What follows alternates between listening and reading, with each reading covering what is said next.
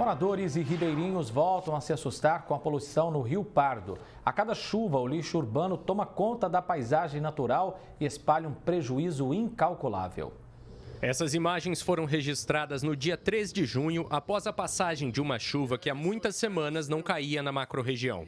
Um fato que não é novidade para quem mora nos ranchos de Cruz das Posses, mas que ainda assim gera revolta cada vez que se repete. A variedade dos resíduos é grande. Tudo que você imaginar. Isopor principal, marmitex, eu não sei de onde sai tantas, mas desce demais. É bicho morto, geladeira, sofá. O que você imaginar de lixo está descendo no nosso Rio Pardo e não é esse exemplo que teve, que todo mundo viu o vídeo, né? Isso aí já vem de muitos e muitos anos, a mesma coisa, passa o governo. O prejuízo maior que nós temos aqui é a mortandade de peixe, tá? Porque são muitas embalagens plásticas, isopor que desce aqui e o próprio peixe acaba consumindo isso daí.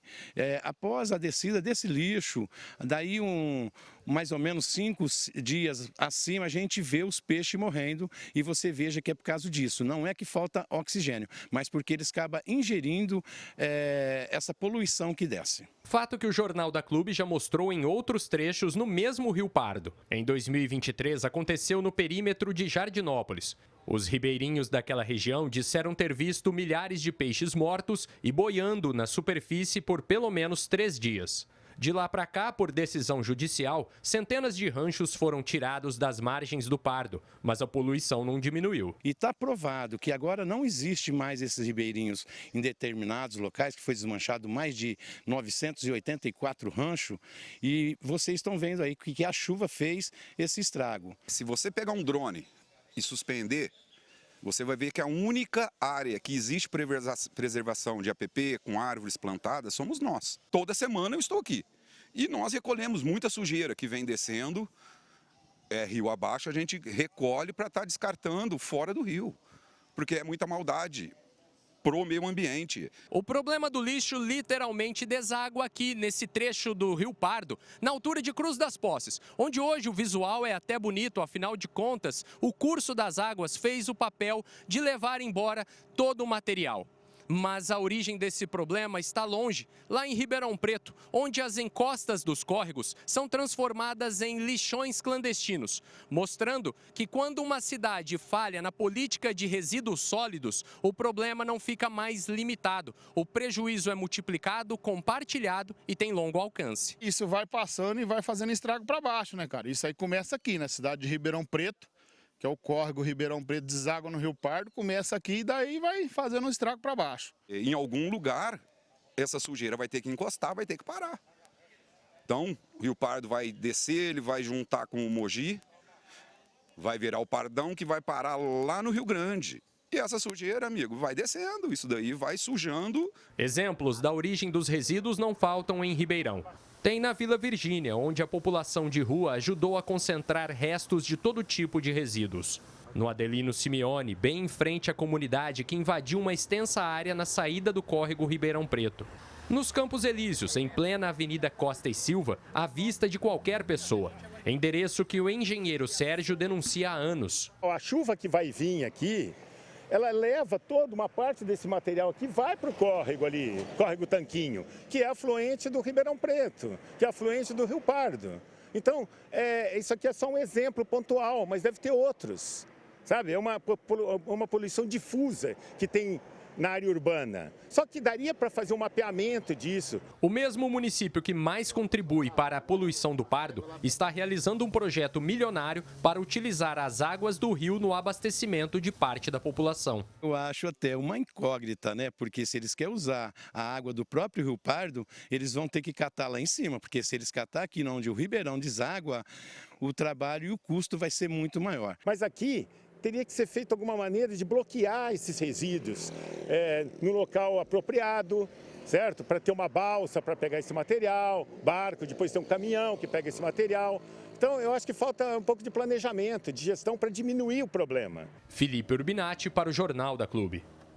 A Prefeitura atribui a presença do lixo no Rio Pardo ao arraste de resíduos provocado por chuvas intensas e informou que já retirou mais de 130 mil toneladas de lixo neste ano, além de reforçar a fiscalização contra descartes irregulares. Já o governo do estado destacou que a gestão dos resíduos é responsabilidade dos municípios e citou o programa Integra Resíduos, que apoia soluções regionais e ações de educação ambiental, com 7 cidades da região de Ribeirão Preto já participantes. Jaime Bulos, advogado ambiental, conosco aqui no nosso núcleo de jornalismo. Então a gente segue falando sobre esse assunto. Doutor, bem-vindo aqui mais uma vez. Gostaria de começar perguntando de quem pode ser a responsabilidade pela poluição do Rio Pardo causada por esse descarte de lixo urbano, especialmente quando comprovada a origem que acontece muitas vezes nas áreas urbanas. Doutor, ótima tarde. André, boa tarde, tudo bem?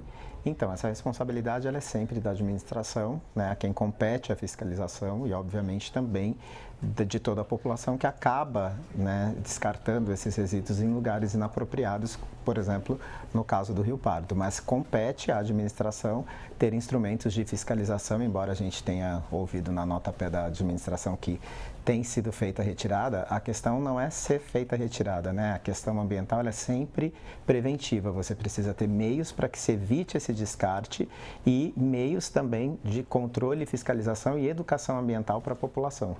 Essa população ribeirinha, os rancheiros afetados por essa poluição toda, eles podem entrar na justiça, doutor, até contra o poder público, algum outro responsável? Que tipo de reparação é possível nesses casos? Certamente, necessário que se procure, principalmente, né, no caso desses ribeirinhos, o Ministério Público, o promotor do meio ambiente, que se verificar a necessidade pode ingressar com uma ação civil pública, essa ação civil pública contra a administração e ter uma indenização por um dano moral coletivo, porque o que se verifica nessa questão ambiental é sempre um dano de grande monta, então a aplicação de um dano moral coletivo como forma de reparação a toda essa comunidade, a todo esse entorno.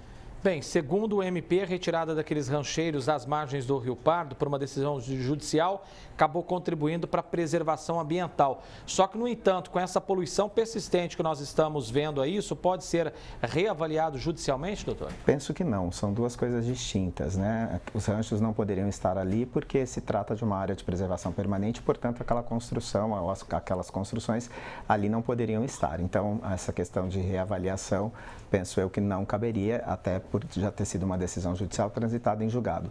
A questão aqui é a fiscalização e o porquê que continua ocorrendo tanto descarte irregular numa área em que não era para se ter mais esses descartes, porque se a alegação dos ranchos era que os ranchos causavam esses descartes irregulares e esses ranchos já não estão mais lá, obviamente não se poderia mais ter tanto descarte como a gente tem visto, né, acontecer aqui em Ribeirão Preto.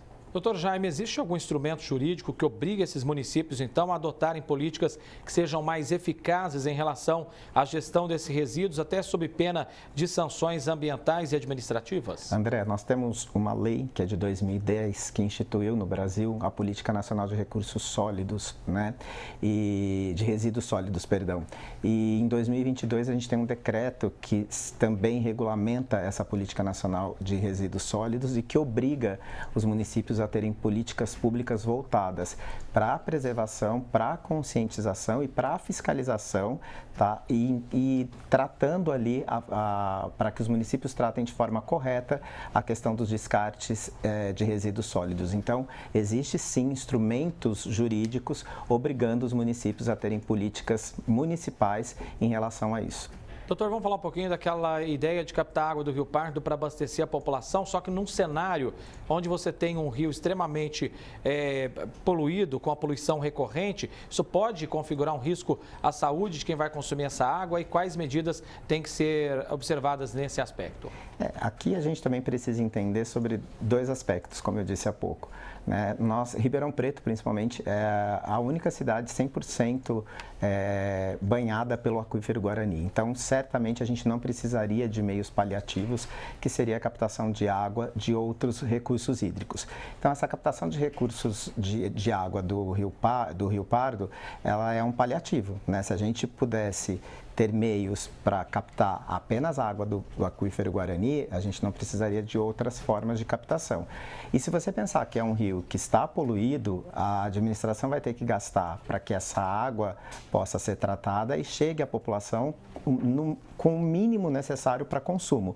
Só que a gente tem que sempre ressaltar que a gente não precisaria de nada disso, porque a gente tem um aquífero que é um manancial de água potável que banha a nossa cidade 100%, e se não fosse falta de fiscalização, se não fosse perfuração de poços clandestinos, e se a gente não tivesse desgaste exagerado por conta da população e esse desgaste também por falta de conscientização da população, a gente não precisaria de outros meios de captação de água na nossa cidade, principalmente na nossa região. Dr. Jaime Bulos, advogado, agradeço a presença do senhor com a gente aqui mais uma vez. Um abraço e até a próxima. Eu que agradeço. Muito obrigado.